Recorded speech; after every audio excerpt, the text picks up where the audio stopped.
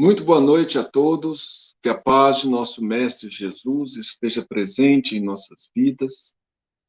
Vamos agradecer ao alto pela semana que tivemos, pelas bênçãos inúmeras que recebemos, pela presença dos benfeitores amigos em nossas vidas, nos orientando, nos fortalecendo, nos estimulando, a quem tanto devemos e que nos auxiliaram tantas e tantas vezes sem que ao menos nós percebêssemos.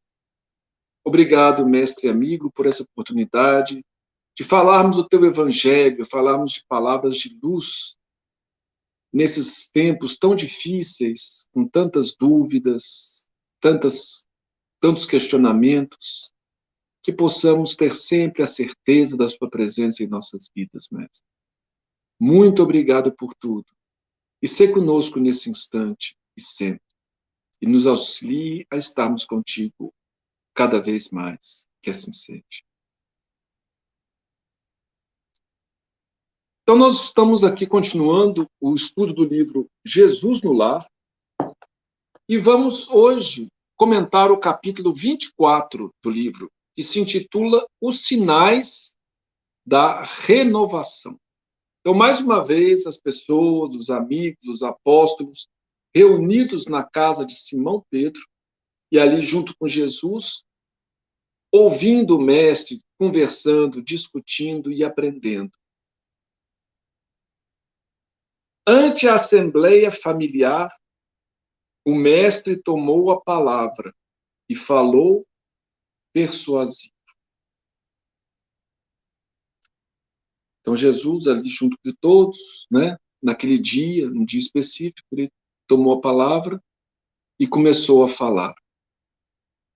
E quando o reino divino estiver às portas dos homens, a alma do mundo estará renovada. Então, essa mensagem, Jesus vai mostrar quando o reino divino estiver aqui, sendo implantado na terra. Porque nós sabemos que o reino divino, ele começa no coração de cada um. Mas nós sabemos que a terra também, a partir do momento que as pessoas se transformarem, a terra também será um local do reino de Deus. Ela só não é hoje por conta de nós mesmos, que ainda não nos transformamos, não aceitamos o reino divino ainda dentro de nós. Falamos, estudamos, comentamos, mas não colocamos as mensagens dentro de nós. Não colocamos o evangelho em nosso coração ainda. Conforme formos colocando, conforme todo mundo for se adequando, esse reino também será que antes, né, como Jesus falou, meu reino ainda não é deste mundo, mas um dia será. A terra será transformada. O mundo de regeneração é o mundo que nós aguardamos como espíritas, né? Nós aprendemos que nós estamos hoje no mundo de provas e expiações. E passaremos para o mundo de regeneração. Quando acontecerá isso? Quando nós nos transformarmos. Aqueles que não quiserem se modificar, aqueles que relutarem, que realmente atrapalharem a marcha, mais cedo ou mais tarde, terão que ir habitar outros mundos mais atrasados, onde lá poderão continuar com mais dificuldade, de forma mais penosa, a sua marcha evolutiva. Esperemos que nós, pelo menos, possamos ficar nesse mundo renovado. Porque o mundo de regeneração não é um mundo perfeito, mas um mundo onde as pessoas querem melhorar. Elas reconhecem seus erros e buscam se regenerar, né? A palavra regeneração fala, porque nós aprendemos na doutrina espírita que além depois da regeneração existem os mundos felizes, né? Que aí sim o espírito está completamente liberto do mal.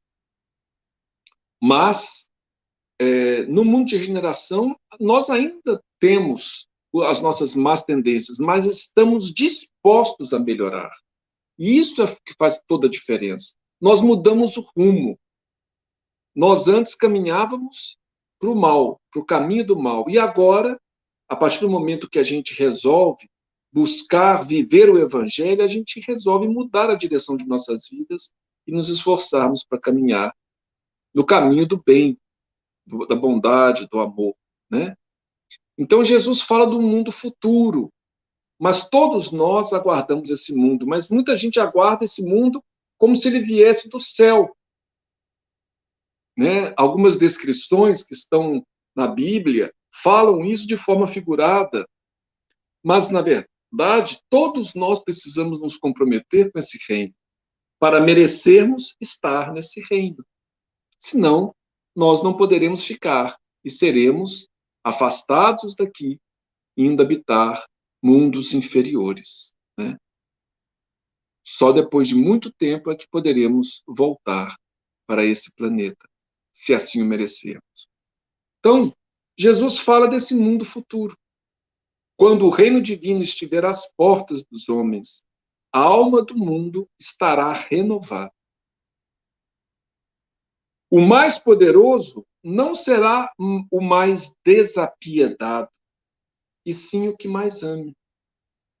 Então, na época de Jesus, o mais desapiedado era o que mais tinha poder, né? E durante muito tempo foi assim. Hoje a gente começa a ver que existe uma mudança. Ainda existe muita gente, né, que detém o poder que não tem piedade, né? E que exerce poder de forma brutal. Mas aos poucos a gente vai vendo que muitas pessoas que querem o bem do próximo, que ajudam, começam também a ter voz ativa na sociedade, não é verdade? Então a gente começa a ver que nós estamos num período de transição, onde no futuro, né, o mais poderoso será aquele que ame mais os seus irmãos. O vencedor não será aquele que guerrear o inimigo exterior. Então, o vencedor não é aquele que guerreia o inimigo exterior, até a morte em rios de sangue, mas o que combater a iniquidade e a ignorância dentro de si mesmo, até a extinção do mal nos círculos da própria natureza.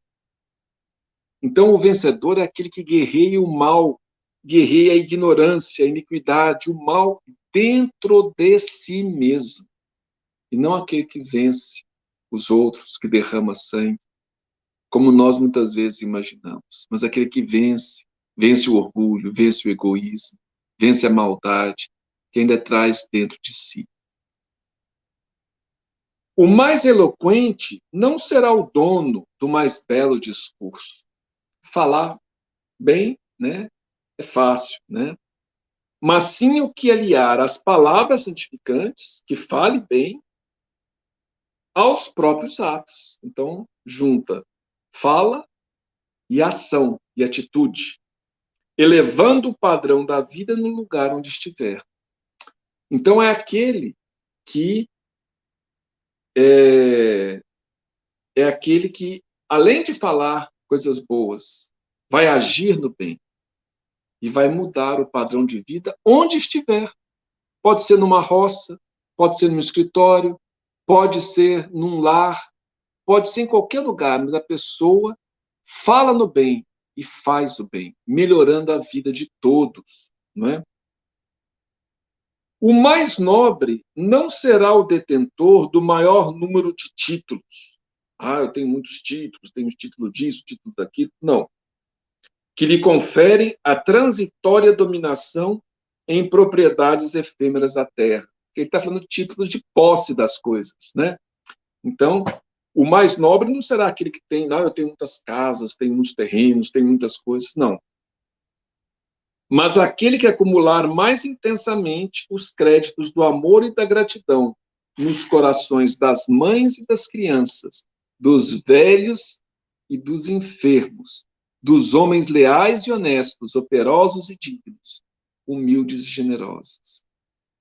Então, aquele que acumular mais intensamente os créditos do amor e da gratidão no coração dessas pessoas, porque fez o bem e as pessoas são gratas, né?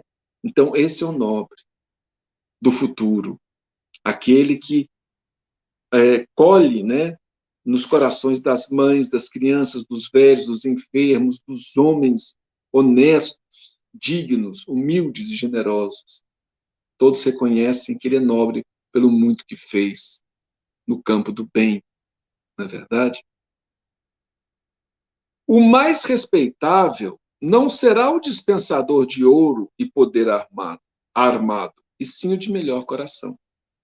Então, quem que a gente respeita hoje? A gente respeita muito aquele que tem ouro, que tem poder, que tem dinheiro. A gente vê as redes sociais, a pessoa é assim, a pessoa tem um jatinho. Nada de errado nisso, não estamos aqui criticando esse tipo de coisa, né? A pessoa pode ter tudo isso e ser uma pessoa excelente. Mas o que nós estamos querendo dizer, o que Jesus quis dizer aqui, é que não é isso que vai ser considerado a condição de ser respeitável, né? Mas aquele que tem um coração melhor, aquele que é bom. Quantas pessoas famosas, conhecidas e tudo mais, e que são boas, que a gente respeita porque são boas, tratam bem os funcionários, tratam bem os subalternos, né? Mesmo aquelas pessoas que são famosas, às vezes, né, recebem, às vezes, um carinho, um admirador, tudo mais, enquanto outras têm tudo aquilo, mas são orgulhosas, são, né, soberbas. Então a gente começa a ver que a gente passa a valorizar aquele que tem um melhor coração, aquele que sente, né, dentro de si piedade, sente vontade de ajudar o próximo, né? Então isso, aos poucos, nós passaremos cada vez mais a valorizar isso aí, né? O mais santo não será o que se isola em altares do supremo orgulho espiritual, evitando o contato dos que padecem, por temer a degradação e a imundície, mas sim aquele que descer da própria grandeza, estendendo mãos fraternas aos miseráveis e sofredores, elevando-lhes a alma dilacerada aos planos da alegria e do entendimento. Então, muita gente, né, fulano é santo, olha lá, ele se isola, ele fica isolado, ele fica meditando, ele fica orando, ele fica... Hoje, isso já foi até mais importante. Hoje, a gente cada vez menos valoriza isso, né? A gente não dá cada vez muito valor mais a isso, graças a Deus. Porque o que importa, na verdade, não é fugir do contato daqueles que sofrem, mas o contrário. É aquele que desce da sua grandeza, né? Estendendo mãos fraternas a quem? Aos miseráveis, aos sofredores, né? Elevando-lhes a alma aos planos de alegria e de entendimento. É aquele que ajuda os necessitados, né? Então, o mais santo será esse, não aquele que se isola, que fica, que não, né, não conversa com ninguém, que acha, né? Não. Esse tipo de coisa já passou, né? O mais puro, né, quando chegar esse futuro, né, o mais puro não será o que foge ao intercâmbio com os maus e criminosos, confesso, mas aquele que se mergulha no lodo para salvar os irmãos decaídos, sem contaminar-se. Então, o mais puro não é aquele que não, eu não me misturo com gente ruim, com maldosos, com criminosos, não. Né? É aquele que mergulha no lodo para salvar os irmãos caídos, mas sem se contaminar. Quantas pessoas que visitam cadeias, né, buscam ajudar aqueles que caíram, não é? Então, esses são os verdadeiros, são os mais puros, e não aqueles que se afastam, não posso me misturar, né? Esse tipo de comportamento não é um comportamento cristão. O cristão é aquele que, como diria Jesus, os sãos não precisam de médico. Então, vai ao encontro dos doentes da alma, não só dos doentes da alma também, né? Mas sem se contaminar, né? Sem participar dos males que muitas vezes as pessoas têm. Então, vai procurar o viciado, mas sem se tornar viciado também, né? Vai procurar o malfeitor, mas sem compartilhar do crime, né? E assim por diante. O mais sábio não será o possuidor de mais livros e teorias. Eu tenho muito livro, tenho muita teoria, eu li muito. Não.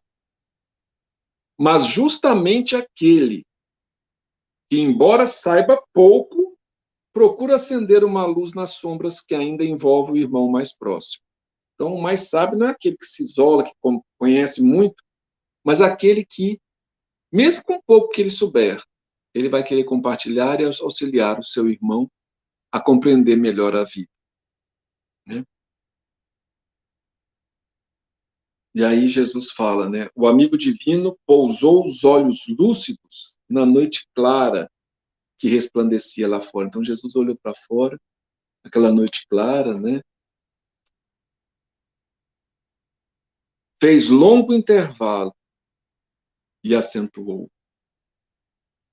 Nessa época sublime, os homens não se ausentarão do lar em combate aos próprios irmãos, por exigências de conquista ou pelo ódio de raça, em tempestade de lágrimas e sangue, porquanto estarão guerreando as trevas da ignorância, as chagas da enfermidade, as angústias da fome e as torturas morais de todos os matizes. Então, nessa época, e nós melhoramos muito, por mais que a gente veja que guerras, né, está vendo agora no momento, em 2022, a guerra na Ucrânia, coisas desse tipo, mas num passado recente nós tivemos guerras muito mais catastróficas. E ao longo da história da humanidade tivemos guerras sem fim. Tiveram guerras, né, de 100 anos de duração. Então a gente vê que aos poucos o homem vai abandonando essa ideia. Em vez de guerrear o próximo, levar sangue, levar destruição, ele começa a guerrear o quê? As trevas da ignorância, as chagas da enfermidade, as angústias da fome e as torturas morais. Então ele começa a guerrear o mal físico e o mal espiritual, principalmente em si mesmo, né? Quando o arado substituir o carro suntuoso dos triunfadores, nas exibições públicas de grandeza coletiva, quando o arado substituir o carro suntuoso, né? Tem uma profecia, se não me engano, de Isaías, que fala isso de uma forma maravilhosa, né? E as suas lanças se transformarão em arado. Que coisa maravilhosa, né? Então, é isso que Jesus fala. Em vez de guerra, em trabalho, em fartura, em desenvolvimento, né? E não em transformação em guerras, em ódio, em destruição, né? Nós já estamos cansados disso, não é verdade? Quando o livro edificante absorver o lugar da espada no espírito do povo, então, ao invés de espada, livro, né? Edificante, livro que constrói. Quando a bondade e a sabedoria presidirem às competições das criaturas para que os bons sejam venerados, né? Ao invés de disputas para ver quem faz isso, não, a bondade, a sabedoria, quem é melhor, quem faz o melhor em benefício de todos, né? Quando o sacrifício pessoal em proveito de todos constituir a honra legítima da individualidade, a fim de que a paz e o amor não se percam dentro da vida, então, o sacrifício pessoal em proveito de todos, né? Sacrificar para ajudar o próximo. Esse vai ser a honra cada vez mais do ser humano. Pensar no seu irmão. Fazer o máximo para o seu irmão, né? A fim de que a paz e o amor não se percam dentro da vida.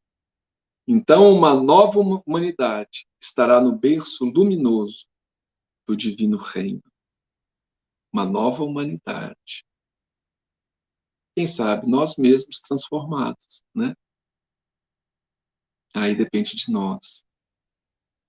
Nesse ponto, a palavra doce e soberana fez branda pausa, e lá fora, na tepidez da noite suave, as estrelas fulgentes, a cintilarem no alto, pareciam saudar essa era distante. Então, a promessa do Cristo é de um mundo novo. Não só do mundo espiritual, mas de um mundo melhor aqui na Terra. Mas não que será construído com revoluções, com guerras, com ódios entre classes, não. Mas com o amor uns para com os outros. Essa é a nova humanidade. Esse é o novo mundo. Essa é a nova Jerusalém, como aparece no último livro da Bíblia, né, no Apocalipse. Que existirão novos céus e novas terras, né, e nova terra. Né? Então, essa é a promessa. Essa é a certeza do cristão. Ele trabalha para si mesmo, para a sua evolução, mas também contribui com a sua melhoria, ele contribui para a melhoria do mundo em que vive. A começar do ambiente que o cerca. Né? Então, o reino de Deus, prometido por Jesus, um dia também se instalará na Terra. Quando nós nos transformarmos. Quanto mais tivermos piedade, amor, compreensão no coração, ternura, humildade, mais próximo esse reino estará de nós. Mais nos aproximamos dele, mais nós contribuímos para a vinda desse reino. Não é com discursos, não é com atitudes violentas, não. É com amor no coração. Então, que a paz de nosso Mestre Jesus nos envolva a todos, que possamos sonhar com esse novo mundo e trabalhar por ele, principalmente modificando a nós mesmos, combatendo o mal que ainda existe em nós e permitindo que o bem que está em semente dentro de nós, como herança de nosso Pai, possa germinar e brotar no coração de todos.